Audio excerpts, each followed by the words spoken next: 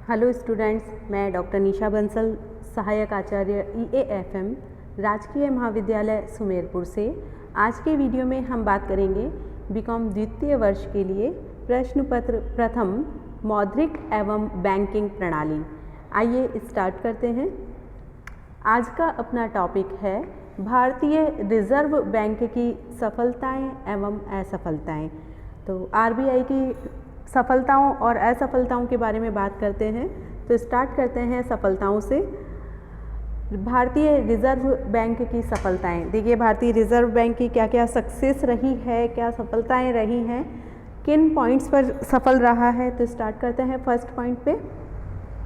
Note निर्गमन द्वारा मुद्रा पूर्ति में पर्याप्त लोच बनाए रखने में सफल रहा है। देखिए, भारतीय रिजर्व बैंक देश में व्याप्त परिस्थितियों के अनुसार देश की मुद्रा प्रणाली में पर्याप्त लोच बनाए रखने में सफल रहा है।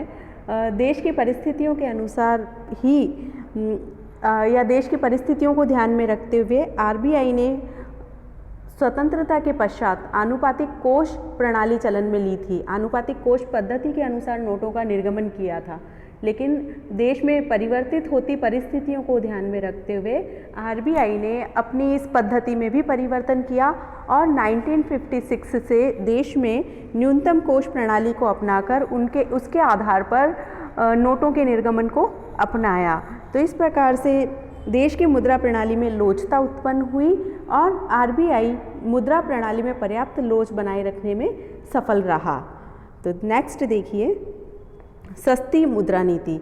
देखिए, देश में जो आर्थिक विकास की आवश्यकता है उसको ध्यान में रखते हुए RBI ने सस्ती मुद्रा नीति घोषित की है।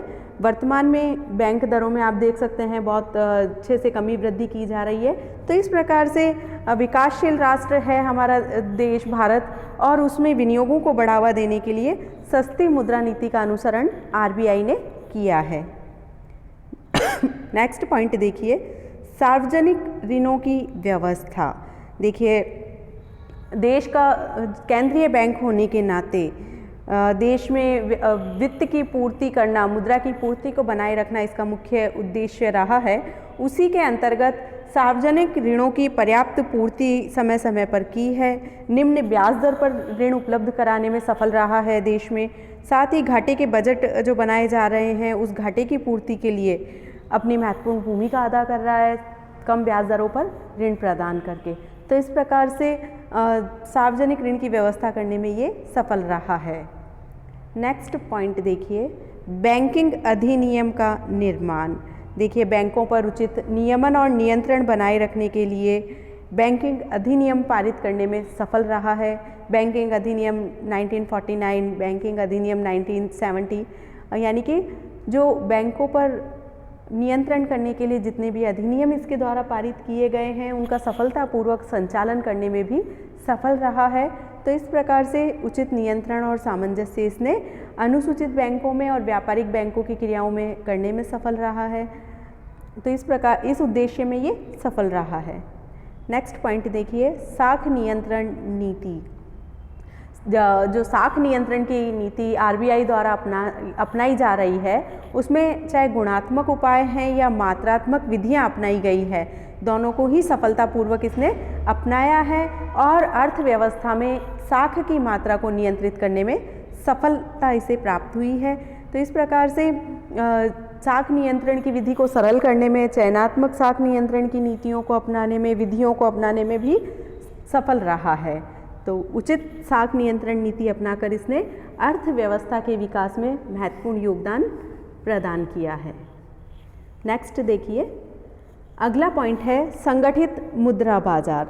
देखिए, रिजर्व बैंक भारत में न केवल बैंकिंग और साख संस्थाओं का विकास करने में सफल रहा है, बल्कि 1952 में बिल बाजार योजना क्रियान्वित करने में भी सफल रहा है, जिसके फलस्वरूप देश में बिल बाजार का विकास हुआ है। तो इस प्रकार से संगठित मुद्रा बाजार का विकास करने में भी ये सफल रहा है।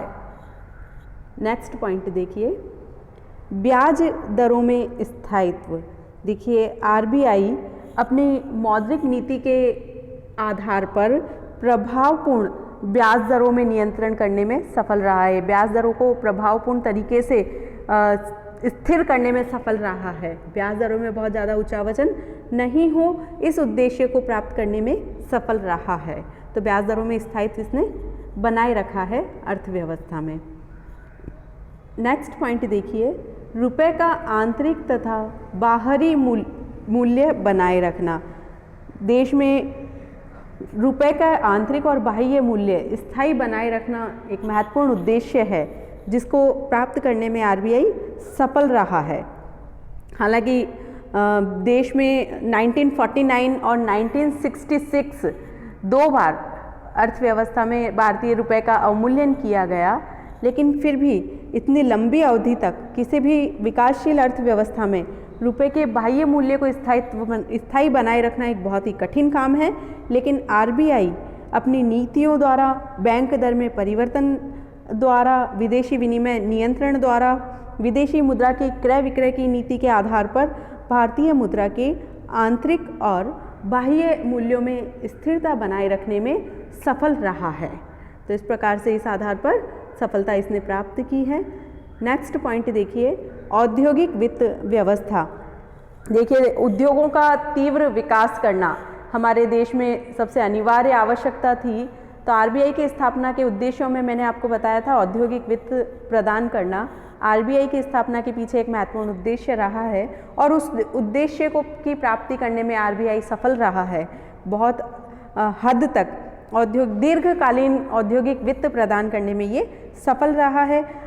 रिजर्व बैंक के प्रयासों के फलस्वरूप ही देश में औद्योगिक वित्त निगम, औद्योगिक विकास bank, unit trust of India, राज्य वित्त निगम, पुनर्वित्त निगम आदि की स्थापना हो पाई है।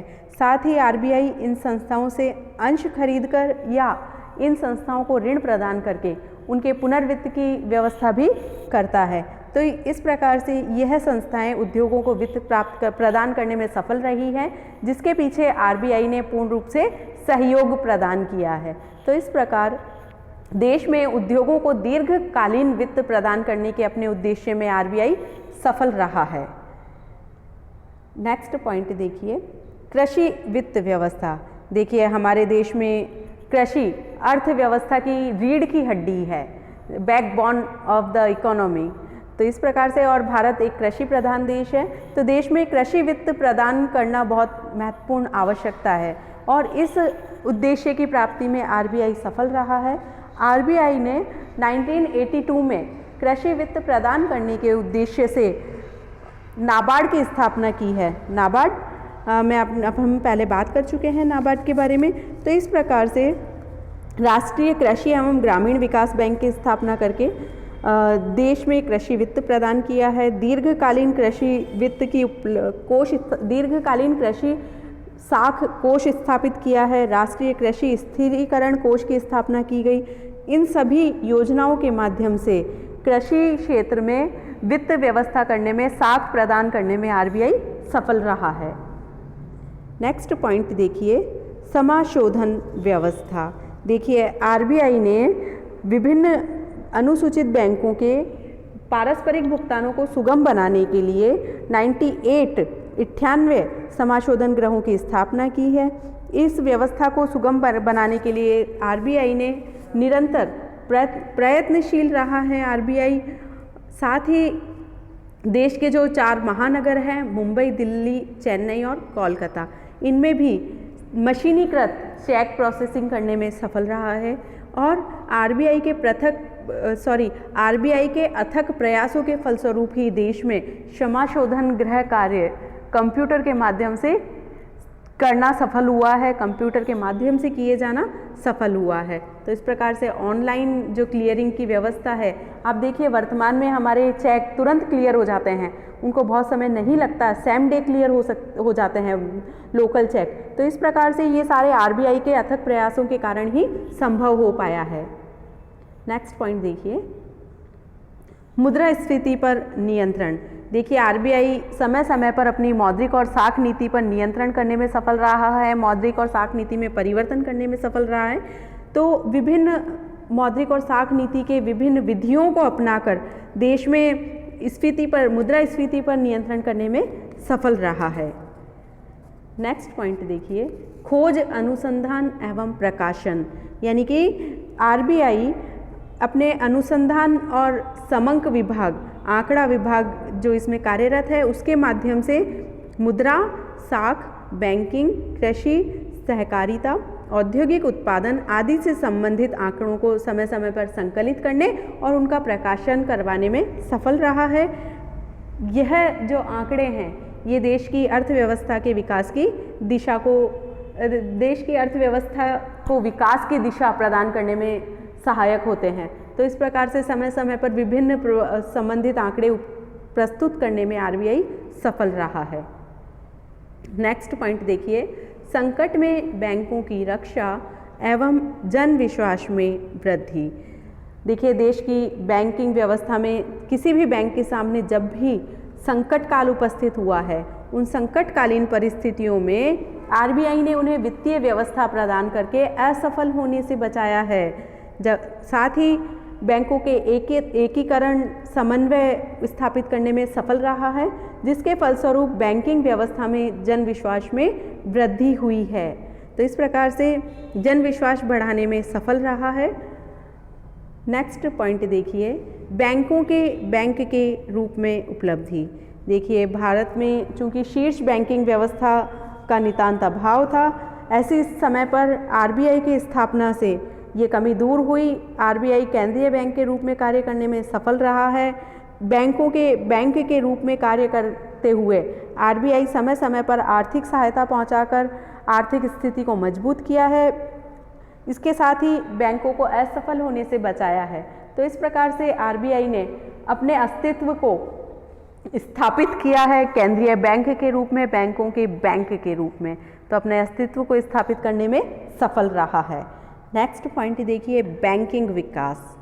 देखिए, आरबीआई ने देश में सुदृढ़ और सफल बैंकिंग की नींव रखी है। विभिन्न प्रकार के बैंकों के एकीकरण करने में, बैंकों को समन्वित करने में ये सफल रहा है। समय समय पर बैंकिंग क्रियाओं के विकास करने में सफल रहा है। ऑनलाइन बैंकिंग जैसी क्रियाएं इसने संपादित की है। बैंकों में कंप्यूटरीकरण करने में सफल रहा है। बैंकों में नवोन्मेष, नई जिसको हम बोल सकते हैं पद्धतियाँ लागू करने में सफल रहा है। तो इस प्रकार से देश में विभिन्न प्रकार की बैंकिंग गतिविधियों के विकास करने में इसने अपना महत्वपूर्ण योगदान दिया है।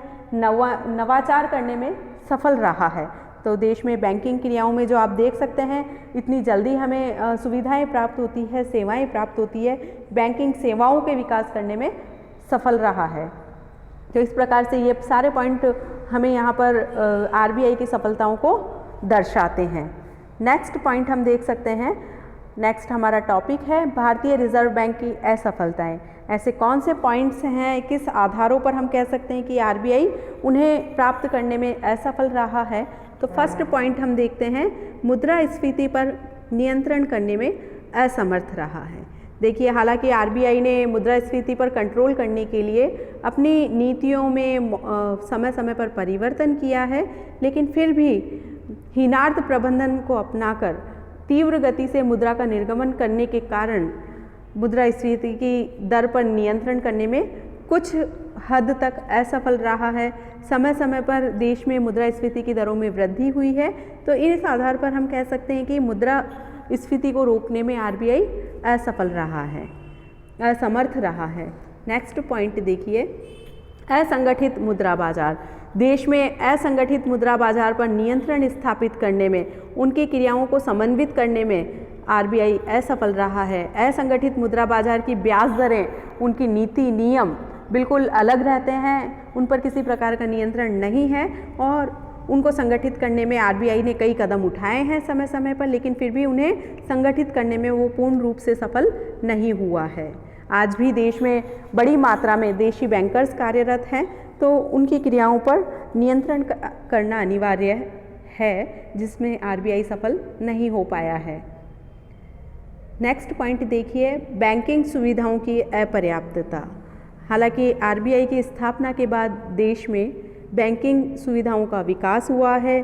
बहुत अधिक मात्रा में जनसंख्या ऐसी है अभी भी जो बैंकिंग शाखाओं तक जिनकी पहुंच नहीं है, बहुत सारी शाखाएं बैंकों की स्थापना करने में सफल रहा है, लेकिन देश की जनसंख्या और क्षेत्रफल को देखते हुए अभी भी बहुत सी जनसंख्या हमारे देश की ऐसी है जो बैंकों तक पहुंच नहीं बना पाई है। बहुत से क्षेत्र ऐसे हैं जिनमें बैंकों की स्थापना नहीं हो पाई है, तो उन क्षेत्रों में बैंकिंग सुविधाओं का विकास करने में असफल रहा है।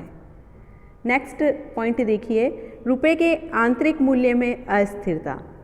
देखिए, देश में लगातार मुद्रा प्रसार के कारण कीमतों में वृद्धि हुई है। निरंतर वृद्धि के कारण रुपए के आंतरिक मूल्य को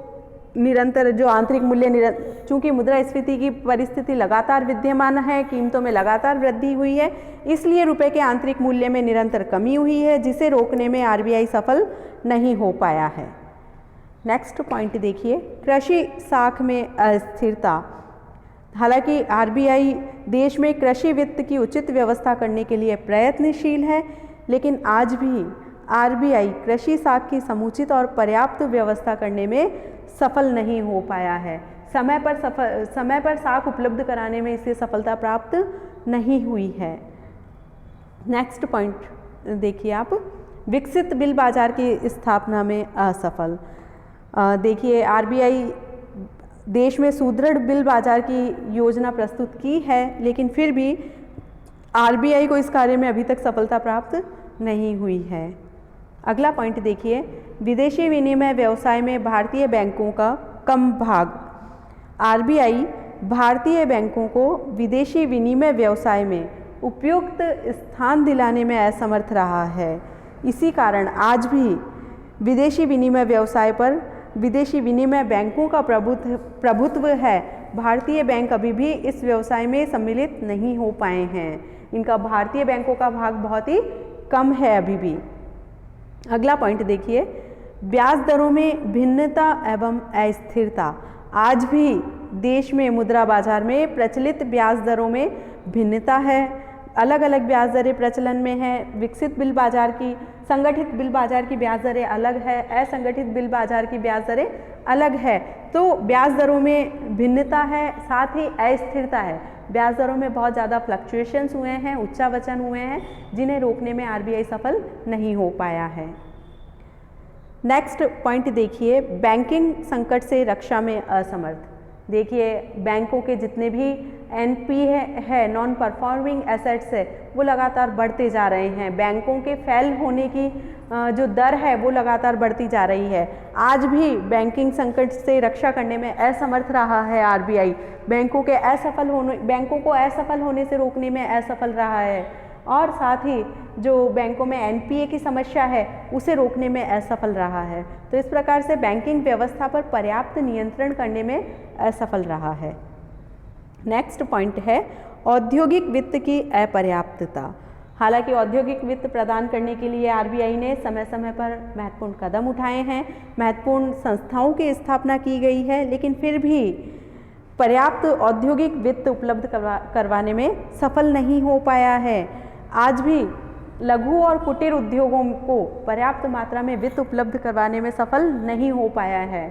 बहुत बड़ा औद्योगिक सेक्टर ऐसा है देश में जो आज भी औद्योगिक ऋण प्राप्त करने में असमर्थ है। उन्हें औद्योगिक ऋण आसानी से प्राप्त नहीं हो पाते हैं, जिसमें विशेष रूप से लघु और कुटीर उद्योग सम्मिलित हैं। तो ये क्षेत्र आज भी औद्योगिक वित्त प्राप्त करने में असमर्थ रहा है। इस क्षेत्र में आरबीआई की असफलता दृष्टिगत होती है। तो इस प्रकार से हम कह सकते हैं कि इन बिंदुओं पर, इन तथ्यों को ध्यान में रखते हुए आरबीआई सफल नहीं हो पाया है। तो आज के इस वीडियो में हमने देखा आरबीआई की सफलताएं और असफलताएं। इसी के साथ ये वीडियो यहीं समाप्त करते हुए, कोरोना काल में घर पे रहिए, स्वस्थ रहिए, सरकार द्वारा निर्देशित गाइडलाइन का पालन कीजिए। Stay home